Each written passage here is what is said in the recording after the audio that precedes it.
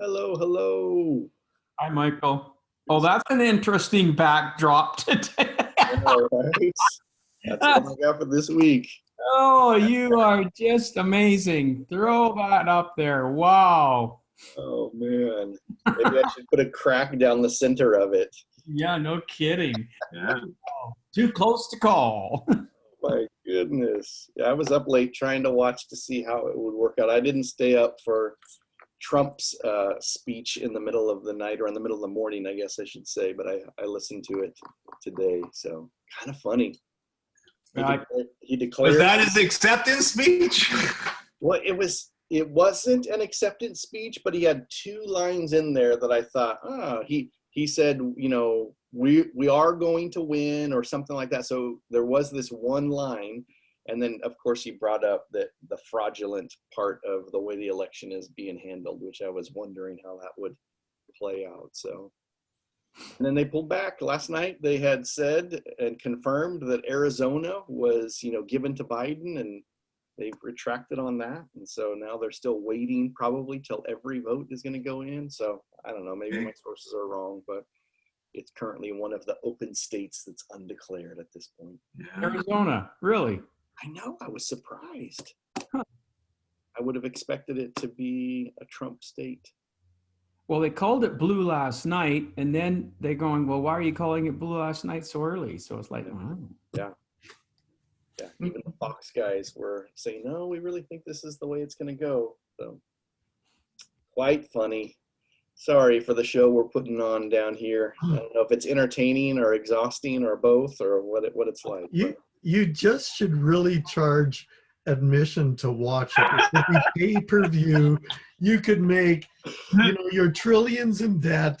It would be all over, right? Oh my goodness. That COVID bill would be taken care of. Oh, that's great.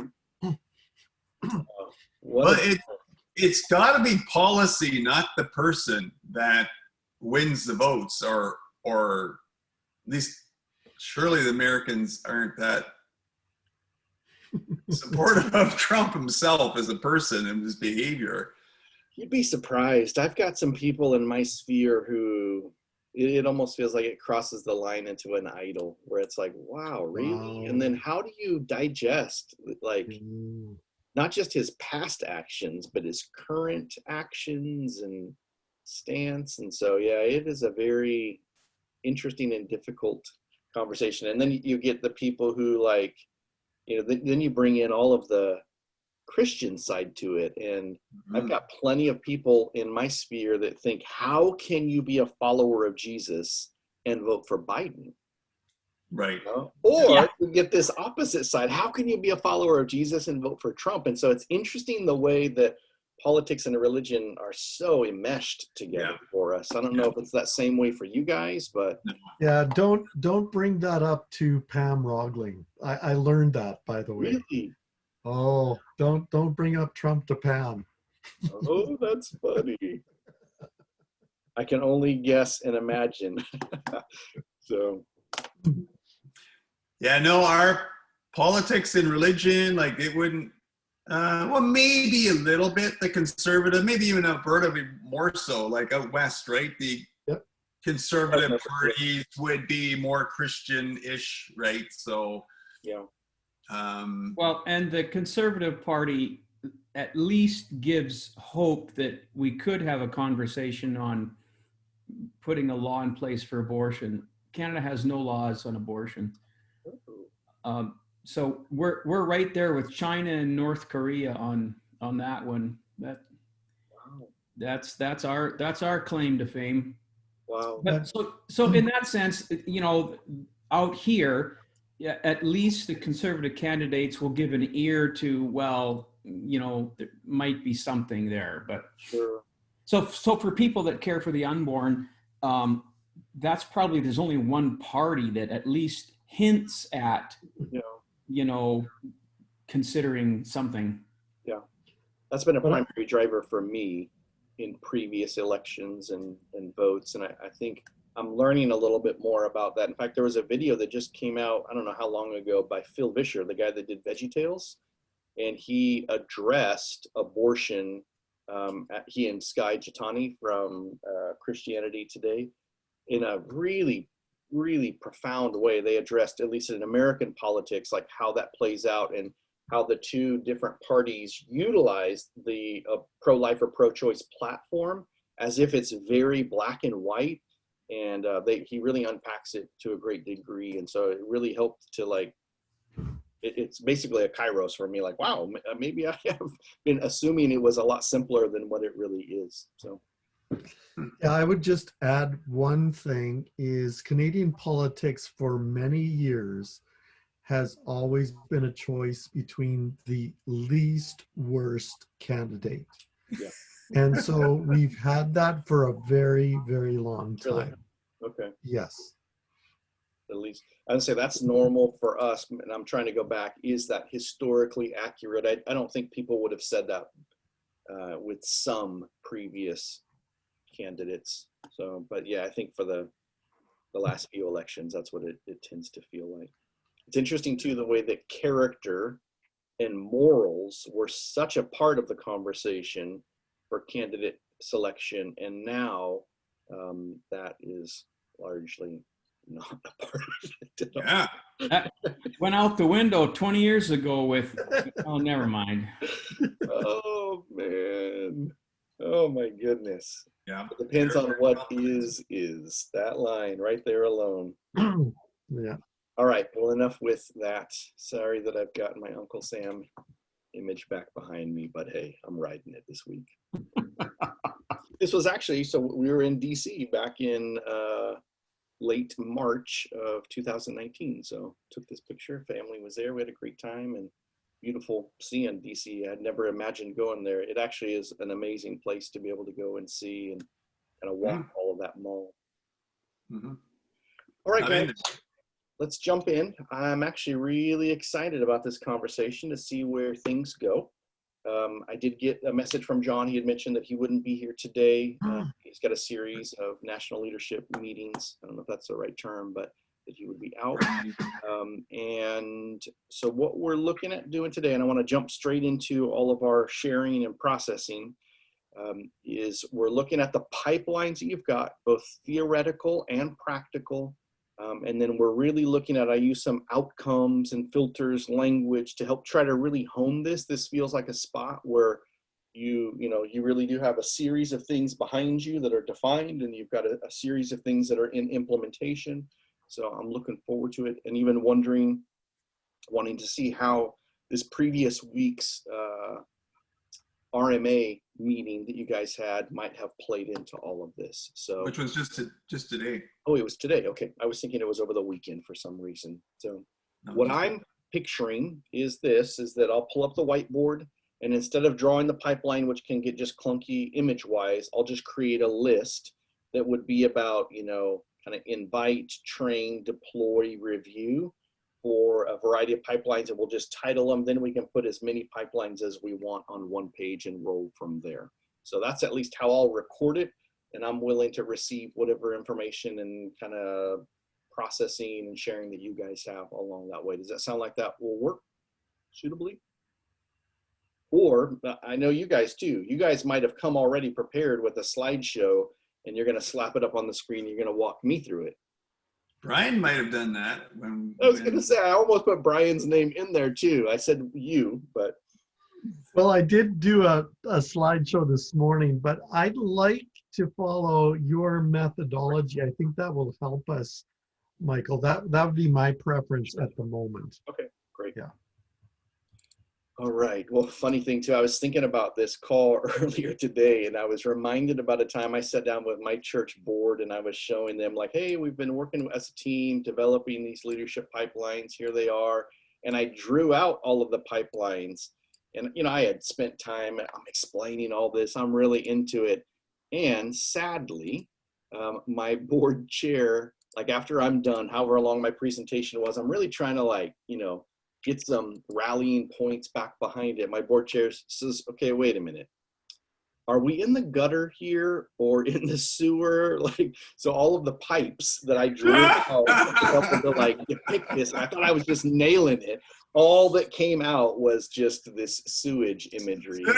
And we're going down. And so I'm like, oh, you didn't even hear anything I had to say. So, all right. So somebody start me off. Give me a name for the pipeline. And then, like I said, what we'll do is we'll talk about, for invitation, I put them in a different order. What are the filter requirements for that? What are the outcomes that we want to, train? What will we actually equip them to be able to do?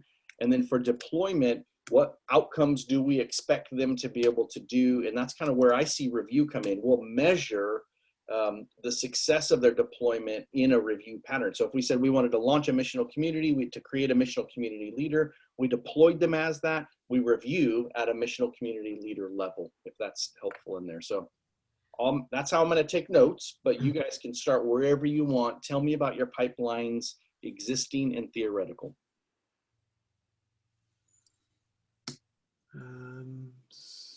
I took your assignment email and that was my outline. It wasn't necessarily this one. So yeah, I'll just jump into what I was doing and then you can type in however. Yes. So my first pipeline was Way of Jesus Huddle. Yep. And then the outcomes, you talked about identifying an outcome for each pipeline after deployment. So the outcome, I guess I had 4 under that pipeline, and that is they are leading other disciple-making huddles that are reproducing disciple-making leaders. So nice. And then the second outcome is that they're able to carry out L2, L10, L50. And that means they can do that on their own. So they're able, okay. They can do that on their own. And then another outcome is that they're able to articulate the EMCC's 5 V's. So we have that 5V square. And then I was just putting this stuff out there thinking, what am I looking for as an outcome? And one is that they're able to carry out D3 and D4 and L3 and L4 disciple-making leadership skills. Great. Let me put that in here. And I'm assuming this is a little bit, I hear, you use the exercise and this is what I came to. It sounds probably, because this is the type of leader that I've come to learn you to be, you're oftentimes practicing things intuitively and doing them, but they may not be written down. So you're oftentimes reverse engineering what you're already doing. Am I correct in that? Is that really kind of where you're working toward and what you're producing? Or is it a little bit more dreamlike? Well, I have asked, when I invited them into my Way of Jesus Huddle, I said, now in 2 years or 1 year, you're going to be reproducing this. Great. You're going to have your own huddle. And so some have started already. And then the 5 V's, to me, is just to be able to articulate where our EMCC vision, values, valuation all is coming from. So that's an articulation. And then, so this L2 1050 is just new. And I'm thinking, okay, well, that's actually part of what we're wanting them to do with L10s anyway. Yep. And they need to be disciple-making leaders of at least themselves. So, but then as we're working through this disciple-making leader square, we've really been drilling down in that over the last couple of months in our huddle. And I am really using it as a matrix of measurement of a train, deploy, review. So I'm using that matrix as a review, where you at. And so some of the guys are going, I'm a D2 right now. I'm feeling really clunky about working this skill set and teaching this thing, or I'm feeling kind of clunky about, whatever. And I'm, so anyways, so we want to move them around to that other one. So anyway, so that's that's the outcomes for that pipeline. I've got skills, character. So anyways, I don't know how far you want me to go. I've got 2 other pipelines and another. I can flesh this out, but I'll stop right there. Let's finish fleshing this one out. Any other thoughts about train and invite stuff in here? I can't remember the exact language I used. One was what filters would you use, and then. Well, yeah.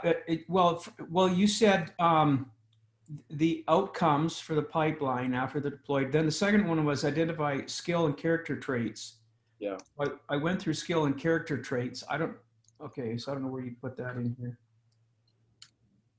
I would put that here in the train section. These are the things I need to train them to be able to do. Okay, so there's 3 and under skills: to understand and live out the way of Jesus. The second one is to teach the way of Jesus. Great. And then the third one is to be able to teach the disciple-making skill tools from our Way of Jesus huddle. That is, can they imitate everything that I have done, and can they model it? Yeah, I'm even going to use the word model just to separate those. You don't have to, but that's the way my brain's thinking right now. I like that. And I like the way that Way of Jesus is incorporated in both of those first ones. Understand it, that's the learning and, receiving side of it. Teach, that's the output side of it. But then you really do want to make sure we want you to use some tools that are in here. I think that's great.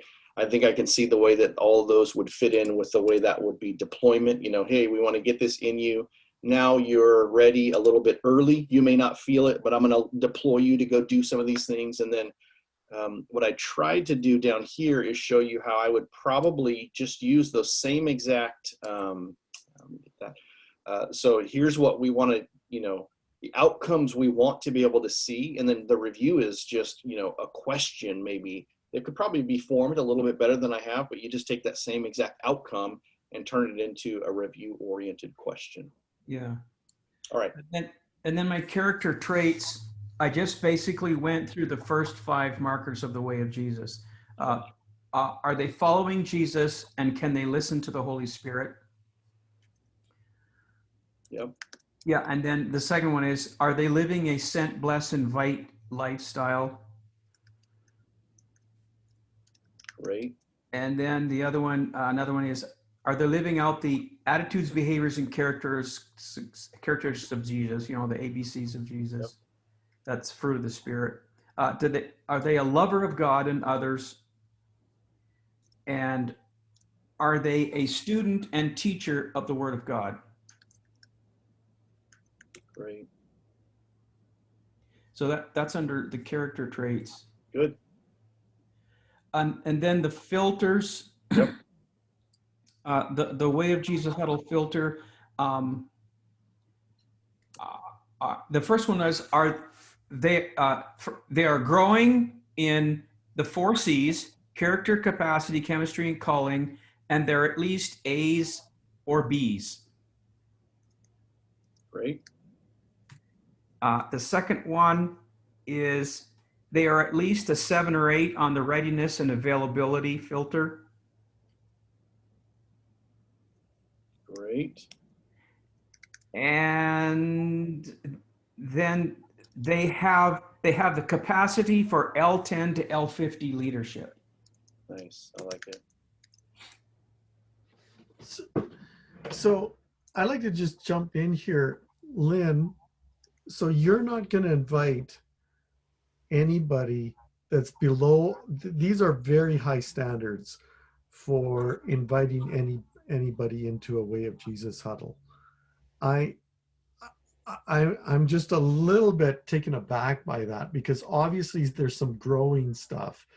I would hope at the end of the journey that they would be all these things. Good.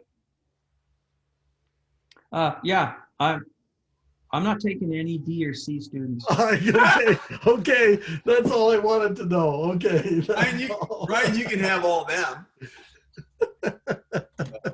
Brian will take all the rebels, right? That's Brian, right? So, I get your question. It's just that when I'm processing my next 2 huddles. Yep. And I'm actually going through and I'm praying over who's next.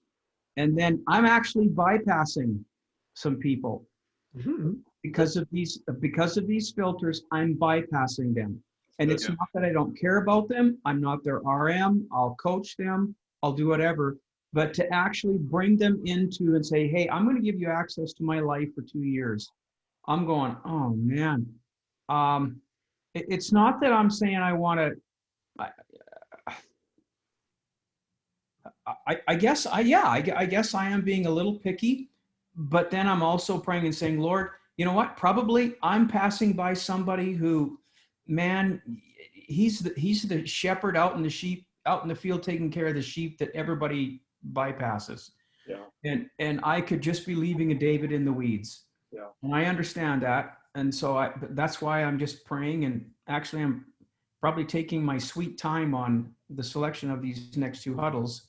But I'm actually, this whole filter thing is getting into my brain. Yeah, that's really good. And Lynn, let me speak into that a little bit further. So I use probably, I don't know if I would say the similar high standards, but I use high standards. And then I create that list based upon, like, you know, just objective thinking and rational thought. So these people currently meet the, you know, the traits that I'm looking for. And then in that, like, I'm taking my sweet time process. I'm also trying to identify who's just on my heart. And then I'm evaluating them going, yeah, but they're below, but I still put them on my list while I'm waiting and processing. And I, like, you know, return to the list again and again. And I'll notice, like, Lord, I don't want them on the list, or I don't think they really fit, but I'm weighing what does the Lord have to say. And then oftentimes, usually now, it's systematized where I'm beginning to open up, hey, I'm getting ready to launch huddles. I know that I'm going to use my list for direct invites. Hey, I really want you to be in this. But I know I'm a regional pastor. I can't really turn people down if they want to be in one. So I'm going to need to do this as a job no matter what.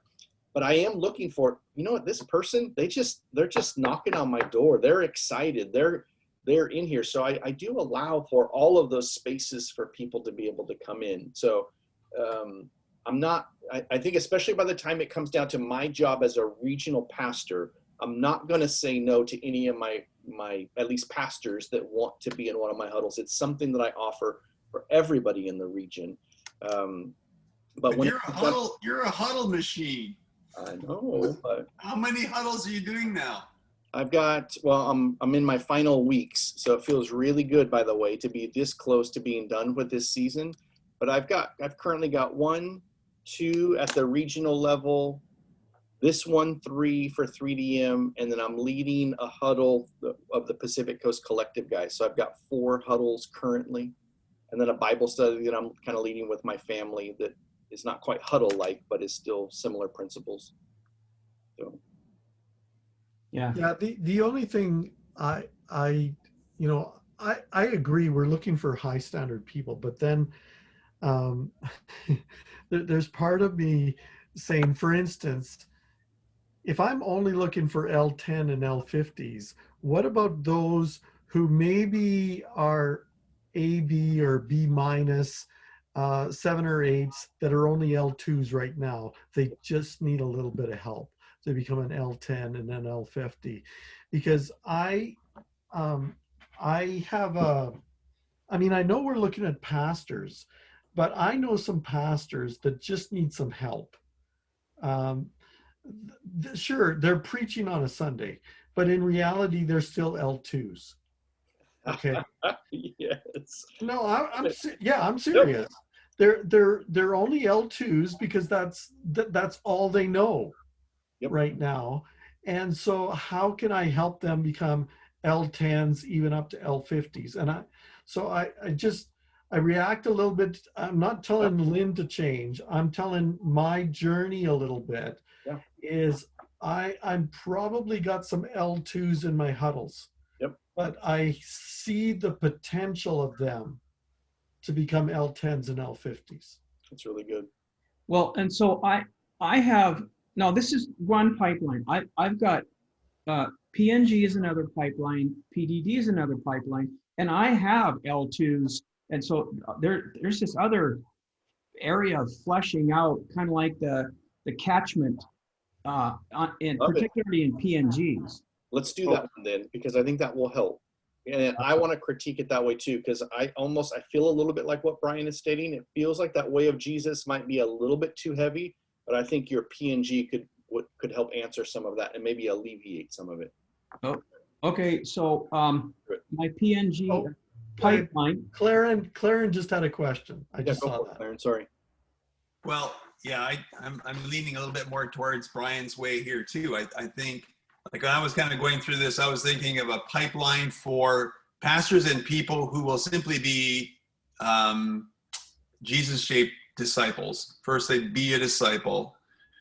And then I think more what you're building there is what I would call maybe more of a disciple-making leader level. So those that graduate, first you be a disciple, then then you turn around, you're leading other disciples. So the graduate is become a disciple-making leader. Yeah. Then I thought maybe our third pipeline, Lynn, would maybe be our RMAs. RMAs, there you go. Where those who are graduating out of disciple-making leadership, they have disciples in their own local context. They should be they are entrusted with discipling other pastors. And then, I was wrestling with what do we do then with the pipeline of our PDD PNGs. Are those really pipelines, or they're not very deep pipelines? They're maybe vision casting, connecting people, some specialized things in relationship to this. But I guess maybe on a monthly basis in a PNG, we could disciple, like that might be enough. I don't know. That's what I was wrestling with that one. But those disciple-making leaders, and RMAs, which if we think of disciple-making movement, they would be able to manage multiple huddles or a missional community, or however, like that would, when you think of a little bigger than just EMC structure, I'm thinking of things that, how could this build out in a local context? So they'd have disciples, there'd be disciple-making leaders, and then there would be leaders of leaders, like L50s. Does that make sense, Michael? Or did I lose you there? No, it does. It makes sense. So that's where my head went. Yep. And I think, again, this is exactly the context I wanted to create for you guys to kind of wrestle some of this stuff to the ground. So let me go back to Lynn. Lynn, walk us through the PNGs. I even reordered these from first, second, third. I may be wrong on that. Those are some of the assumptions I'm already bringing to the table, but walk us through it. Even use the order that you did last time for us as we go through it. Okay. Yeah, because my PNGs is a disciple-making focus. I use the way of Jesus markers. Okay, so the pipeline PNG, first one is able to reproduce disciple-making skills in L2 and L10 activities. They're able to disciple themselves and one another, or even up to a discipling group huddle. That's so able to reproduce discipling skill L2, L10. Number 2, able to articulate EMCC disciple-making vision. Nice. And the third outcome is they're able to do peer support and mutual coaching. And the reason I said mutual coaching is because we're really hard on developing a great commission, a coaching culture. And most of our pastors have gone through our coaching training. Nice. And so I don't think it's a leap to expect that they would all have an ability for coaching conversations. Love it. That's really good. So that's pipeline, PNG,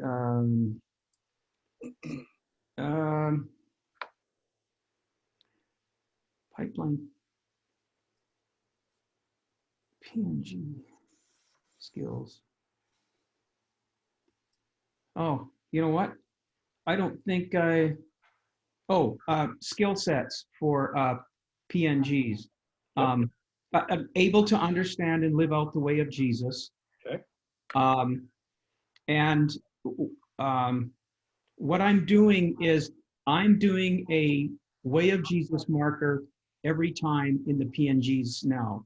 So an outcome would be to be able to teach the disciple-making skills, tools from the way of, to be able to teach disciple making skills and way of Jesus markers. Okay. Because that's what I'm inputting, right? Yep.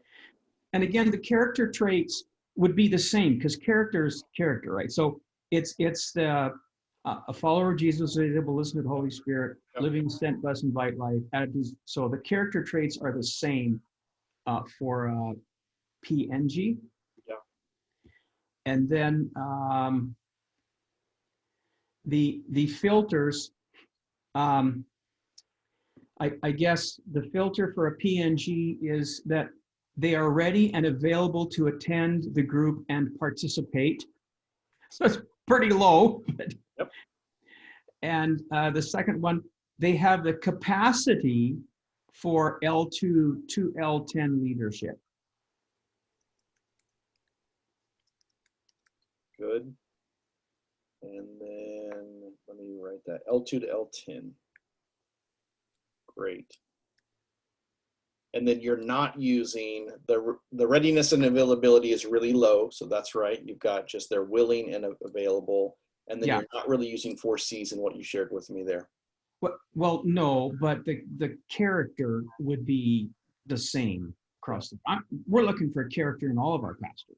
Right, but you're really taking whoever's in the PNG, whether they're some of Brian's type of pastors that don't have a lot of capacity, right? So, right, yep. So they're whoever are in our PNGs. We don't really, you're not eliminating some in the PNG.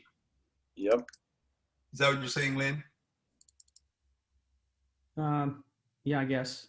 Yeah, these are PNG leaders that Lynn is talking about, not just PNG participants. No, I'm talking about participants.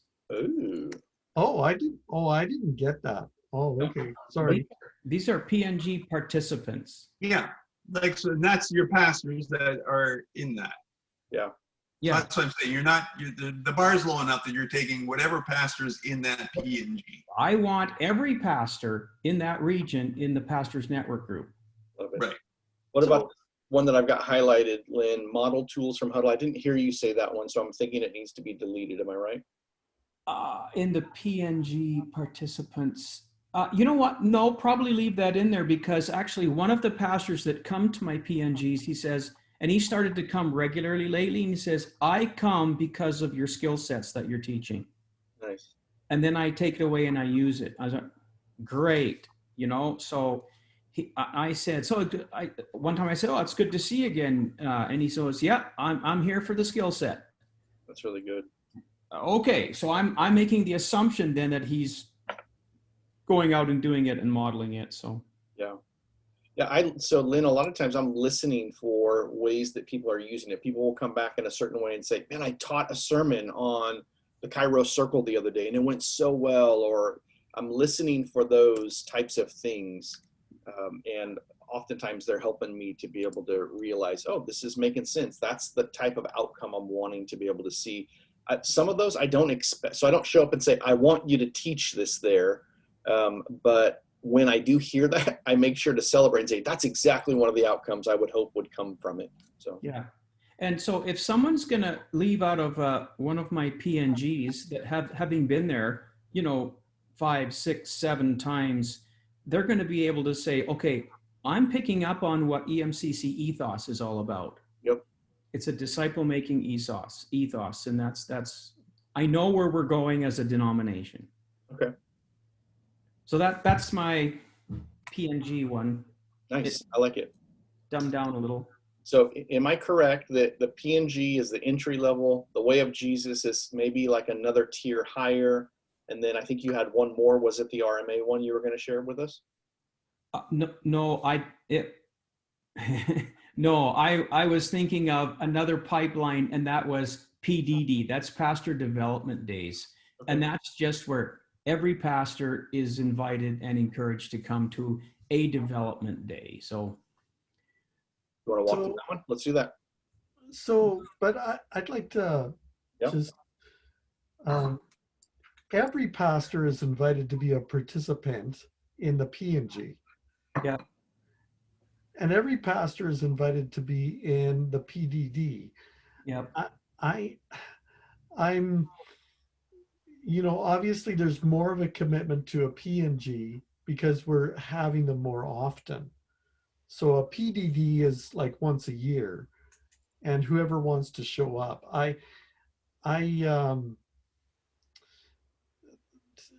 To me, the invite is to all pastors. It actually doesn't even matter where they're at right now.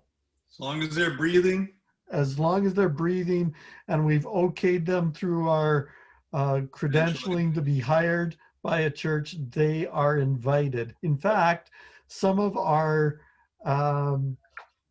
what shall we say, transitional leaders who aren't even credentialed with us are invited to be a part of a P&G and a PDD. Yep.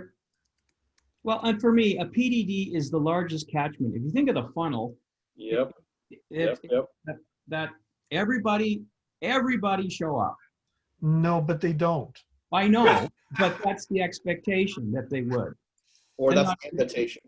Yeah, so PDD is that larger one where you show up, and that's basically where, there's some download, there's some fellowship, there's catching the ethos of the family, catching the flavor. Oh, this is what the EMCC family is all about. It's the larger catchment, and then you get more of a and that's once a year, but then you get a regular PNG gathering where there's a commitment to show up, but then there's this Way of Jesus huddle that is an invitation where you're really embedding your life into a few. But this whole RMA thing is so new. It is a pipeline, but like John said this morning, we're building this thing as it's in the air. This thing is already up and flying, but we're trying to build it as it's going. So, but you're right. I mean, the RMA is a pipeline for sure. Yeah. But the RMA, we're not expecting that they would be Way of Jesus huddle leaders necessarily. Depends. I guess I would. And I think so I would disagree with you on that. I asked John about that because it was in the job description. And I said, John, you're expecting the RMA to be huddle leaders. He says, no, that's not for the volunteer ones. That's for if we come to the place where we can pay them. Yeah. And they become more staff. So I asked John about that, and that's where I'm coming from on that answer. But I would disagree. I would say they're not invited because they're huddle leaders, but the end outcome to deploy is to be a huddle leader. Well, then I'm not getting RMAs then, because that's not what I picked up from John. And I think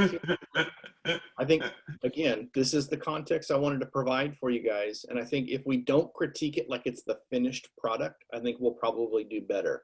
So I think pointing out these problematic areas is the right way, but we can't critique it like it's a problematic or like it's a finished thing because it's not finished for you guys. I think it might be finished individually in some of your minds. And that's what's happening. Now we're getting a collision of like, Brian thinks it's this way.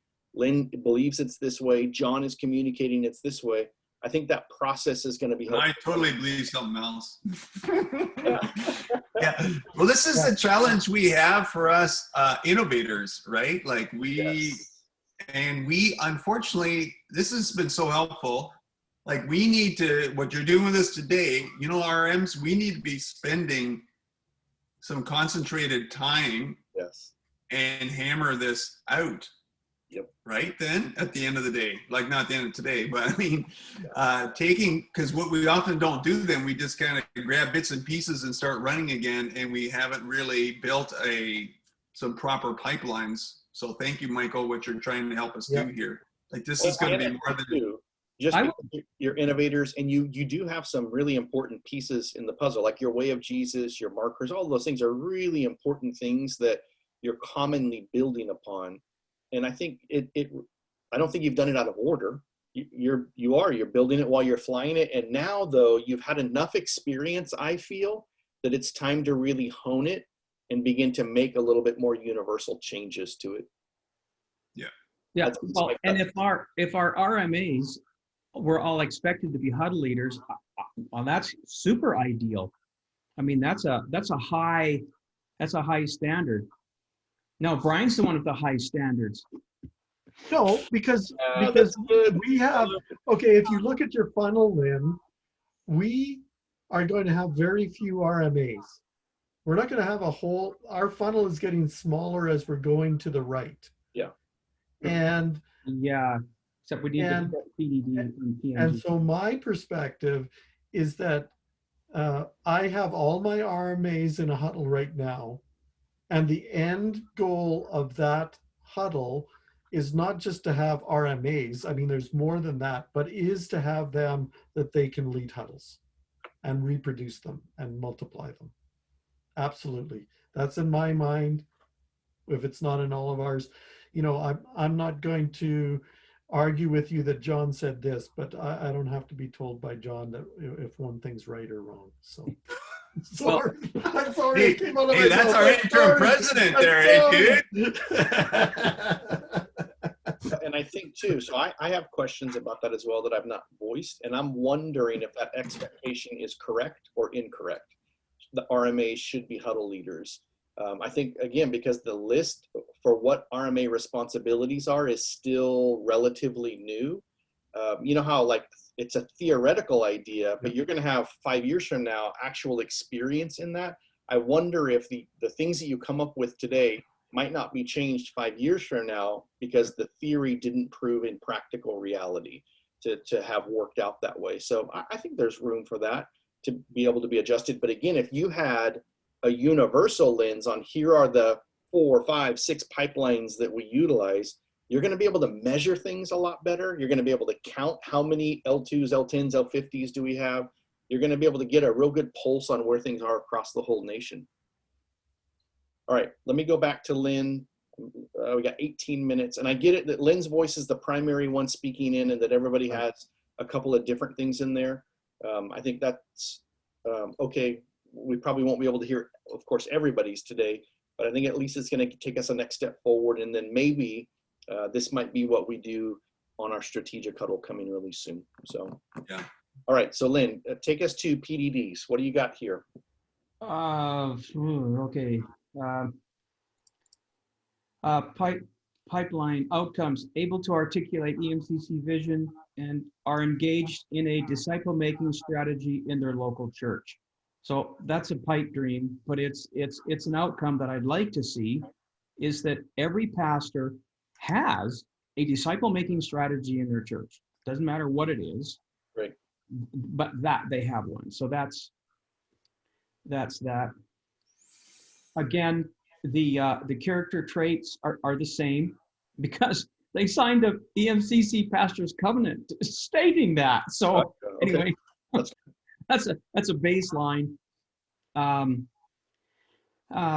then I guess under skills, I'm not expecting very much in the PDD by way of skill, except that when we do come to PDD days, that's the point. It's the pastor development days. So I guess the skill they would be advancing in the skill that they have been trained in that time.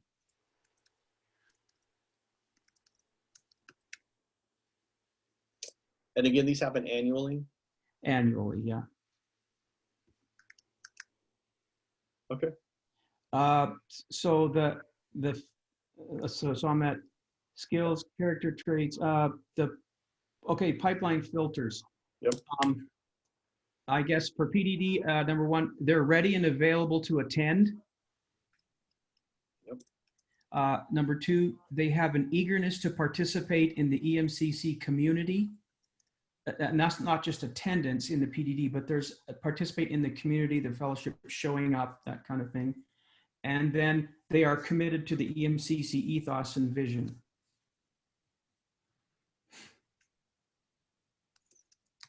Okay. Again, you're not listing any L10, L2. No, because this is a broad open one. Yep, I get it. In a pastor development day, it's anyone, any and all, and I'm not expecting that they would have or not have a disciple-making quotient. That's good.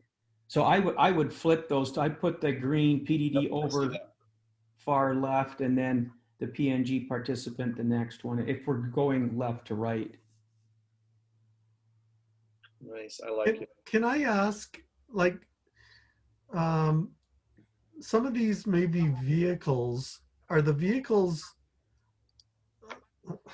I don't know how to phrase this question. Are vehicles, are they in part of a pipeline, or they actually are a pipeline? Because these actually are events or vehicles that we're using with our pastors. So I don't know if that makes sense. I'm just, yeah.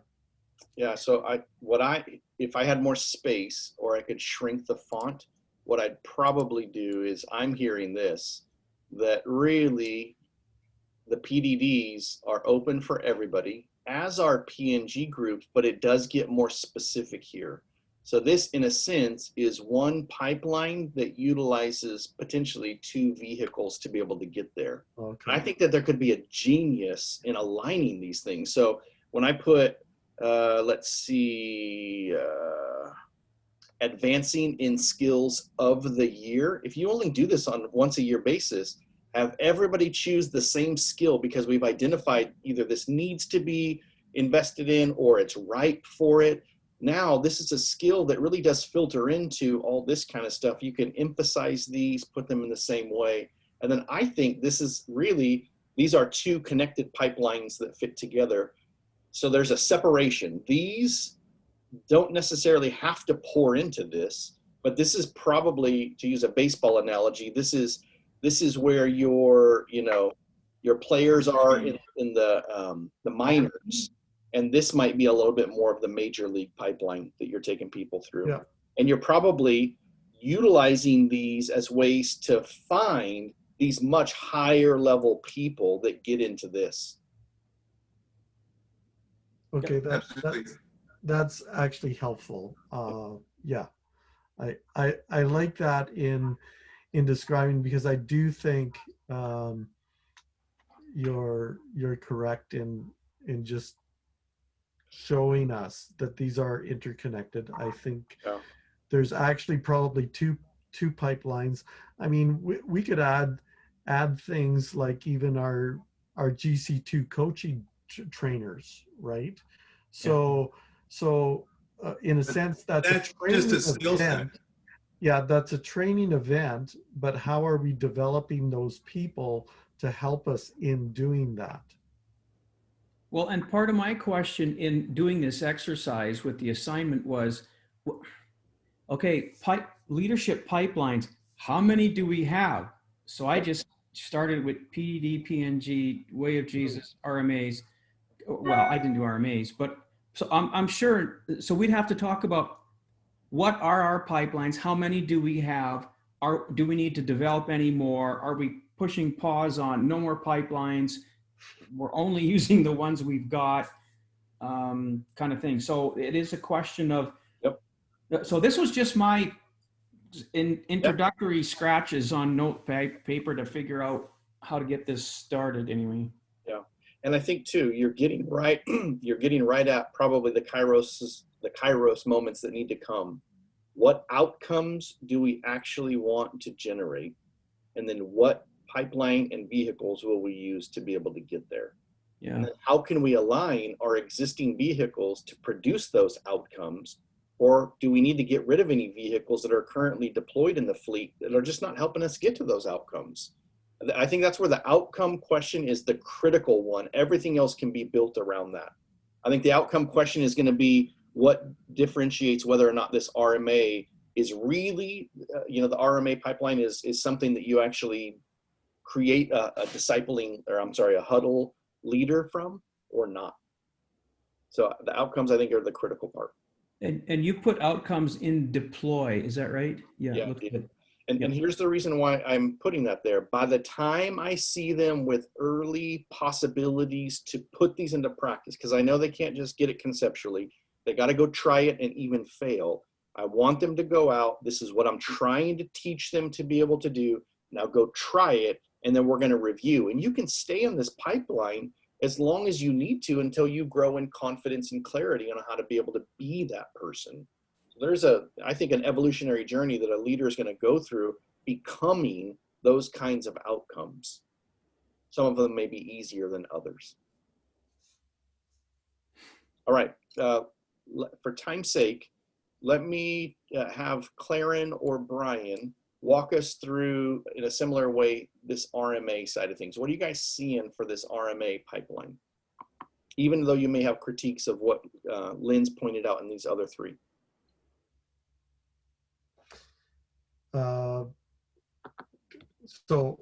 So for me, obviously, I think the invite section, I'll just start right from the top there. The invite section for me is pastors. I think all those things are the same. I probably would put an 8 or a 9 on the readiness and the availability. And the capacity, I would put the same. Yeah. So then I'm going to do this. What you're saying is that these people are already L2s. Oh, absolutely. That one is probably true over here. Now that, see, this is what happens as you begin to critique it. You're like, wait, if we want these to flow potentially one into another, then we need to really know we've seen that fruit from them. So, okay, that's great. Take us to the training or deployment. Yeah, for training, I think those first two are correct. The tools, model the tools from Huddle, so that they're actually practicing that. I would say that these people have been in a huddle and they are practicing, you know, consistently using the tools, the skills that they've been given. Yeah. Yeah. I would start to use language like this where they're really a champion of the way of Jesus. Like it's not just that they can do it when I ask them to it. They're really like voluntarily like living into these things. So yeah. And so those things, I would add the second two markers, and maybe that's more in the deploy type thing. The last two markers, I think we want them to be helping others make disciples, and then they are in a community, actually leading a community of followers of Jesus on mission. So that would be the outcomes that I think we're thinking of, plus those other things that are already in there. Making disciples and in a community of followers of Jesus on mission to the world. Yeah. Okay, let me double check this. Really, too, you're not wanting them to become L2s. They already are. So they've got capacity for L10 to L50. They are realizing L10. Articulate the 5 V's. I think, too, you know, what would happen eventually is that you would begin to realize, like right now, this is probably because it's still stuck in theory, that we want them to articulate the 5 V's. We probably don't want them to articulate it again. It might be either an advanced one or we just know they already carry it. But I think because of where you guys are, it makes sense that it's there. How about have the ethos? Have the ethos of the 5 V's. Yeah. And this is where, you know, you guys have heard and seen this from 3DM. It's not that you want them in a huddle. You want them to be disciple-making leaders. It's not that you want them, you know, in a missional community. You want them to experience family on mission. Usually it's a quality type thing versus just the quantity. So that usually the higher you go, there are more qualitative things that are in there. What else, Brian? Yeah, as I think of the review, again, probably number 2 under review, I would just say L10, absolutely. Yep. And again, I don't know that we need that. That's already in the deployment. Yeah. Yeah. And absolutely, I would say, so when I'm thinking of review, our goal is to have these people in D level 4, D4 and L4. Maybe some of them aren't there, but that would be something that I'd want to review with them. So whether it's not, you know, I want to have them move so that they can carry this out on their own and then developing others as well. Yeah. So that's my thinking is more D4, L4, but I don't know. All right, Claren, why don't you speak in? What else are you seeing? Or Just wondering if GC2 coaching skills would be maybe in the RMAs. I know it could be taught earlier in there, but they would be practicing, like they would have a lot of skill there of that GC2 coaching skills. I guess we could be doing it at the huddle level too, but that would be.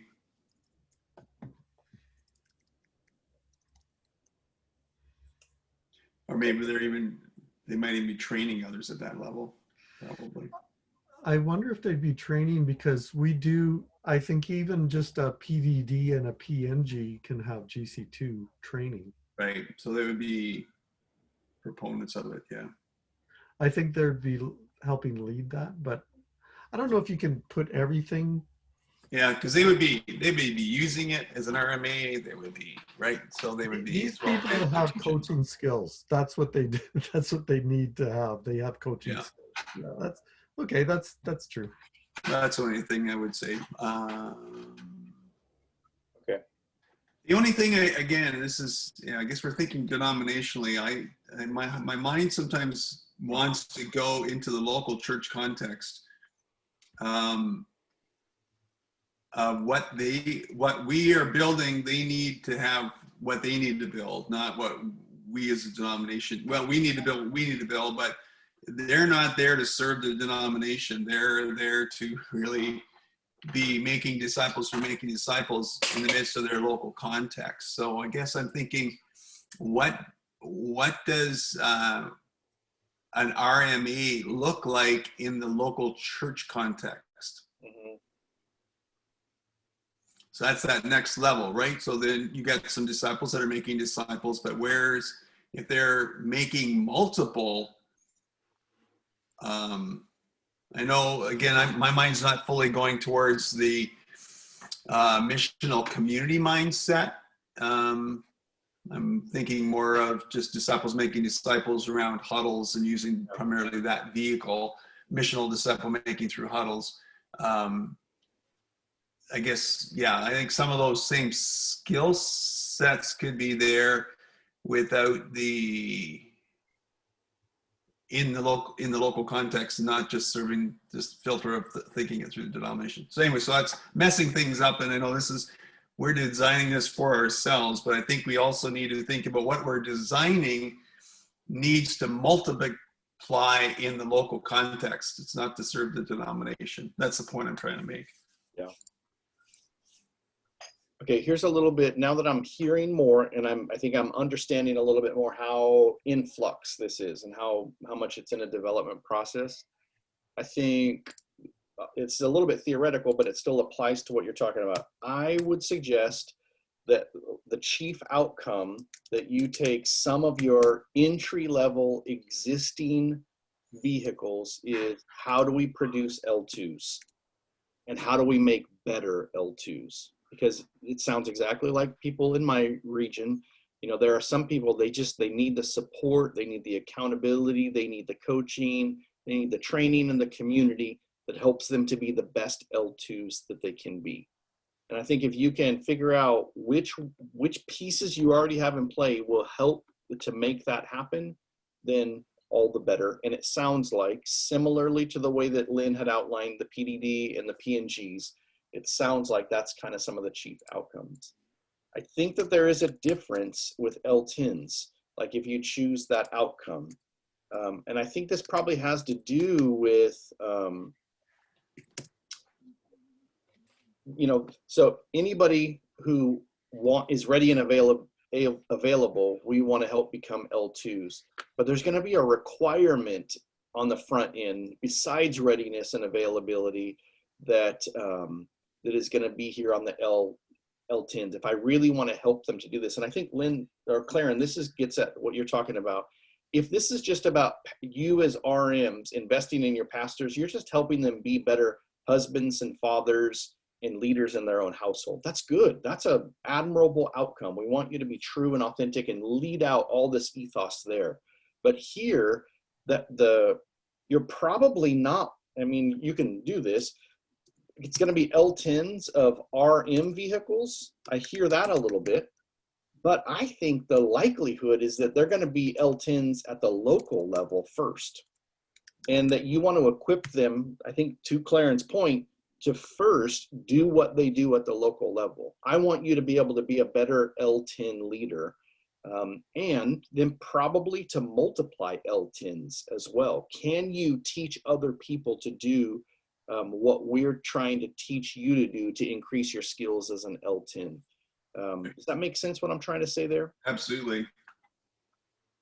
And then the question of the outcome with an L50. Now, you know, where does this get deployed? So local level, again, I think if you serve the pastors to be able to be better at the local level, you're just serving them with a true need that you have. But there is a sense where you need people to be able to lead L50s at an RM level. And I think this is where you're getting a much smaller crowd. You know, the availability of people is going to be much less who are going to be able to additionally serve in this way. There's going to be a sense of a uniqueness of a calling there. And this is where I'd imagine these people here, you know, they may end up leading an RM vehicle. Maybe they lead your PNG, that's an entry level one, or maybe they lead something even like a huddle, that could be. But I think here, this is where you're getting to elite crowds, and this is probably where your RMA might come into play. You know, we're wanting to train them to be able to do this, and then it does sound like there's a difference between those that are volunteer, which makes sense, that's a readiness and availability thing, and those that are full-time. So you can expect more from somebody who might get paid and be full-time at it. But I think if you solve the equation first with these outcomes in mind, the rest will begin to come into play. And then, just like what you guys are seeing through the exercise, the training, what will we train? It does come down to what vehicle will we use and what content will we deliver in that vehicle. I mean, it can be just that simple. And so now this means that a vehicle, let's say that it's Huddle is a universal vehicle. So right now it's intended only for leaders, but a Huddle as a vehicle could deliver any kind of content that you want for any kind of outcome that you want. And you know, we could argue what's the difference between the Huddle and the PNG, and I know you guys have some clear ideas on that, but I'm just trying to show you that training really does come down to what vehicle will they be in and what content do I want them to deliver. And then I want to make sure that the actual stuff that I'm trying to use will help produce those things, or else I'm just using a vehicle and, you know, trying to show them how cool my car looks. So I want these outcomes to come, and I want to produce a pool of people in greater numbers that can do that kind of stuff. So let me summarize that kind of input. In those 4 different columns that we created, and I do get that there potentially could be more, I think if you now go back with John, back to the drawing board together, argue it out a little bit more, start with these outcomes. And then, you know, I get it that you have each individually practicing something and you're probably a little bit more committed to it because it's the way you're doing it. Become loosely, you know, with that held loosely to the table and really solve this for the whole denomination. Here's what we really are producing. And here's the vehicles and content that we're deploying across all of our regions in order to get those outcomes. And sure, you're going to do it differently. Your innovation is going to look different from one another, but you're still, your information and your imitation are going to be really tied in together in a much more cohesive way. Give me some thoughts about what you're hearing me say, because I know we're over. I really like that. I think the challenge for us is getting together in our transition in our capacity. Actually, we have to be honest on our capacity right now to work on this. So we have some things coming up in December where maybe we should put this on the agenda to really work at. But this has been, from my perspective, very helpful. And I want to thank Lynn for actually leading out with his perspective on that, because it was helpful to see how he's thinking and how he's placing those things. I think as I was trying to work through it, I was dropping back a little bit back to just the RMA focus, because that's kind of where we were at last week. And so Lynn just broadened that perspective quite a bit. So that was good. Yeah. And again, you guys know this about one another, but like I mentioned earlier, Lynn oftentimes intuitively does things because he's very relational, and he may not be able to articulate it on the front end, but he's intuitively following just this gut sense. And he oftentimes produces good results, but you couldn't have him always produce a sheet. Here's what I'm going to live out of. It's internal in there. But on the backside, he's really good at, like, and I think that was a good demonstration. He's going to show you, actually, here's, I think, what I'm thinking, and, you know, it'll get fleshed out. Where Brian, you oftentimes, if I understand you as a leader, will show up to the table with the plan in advance. That's the skill you've been given. I can think through this thing critically and objectively, but it's before, you know, it's still theory before it comes into practice.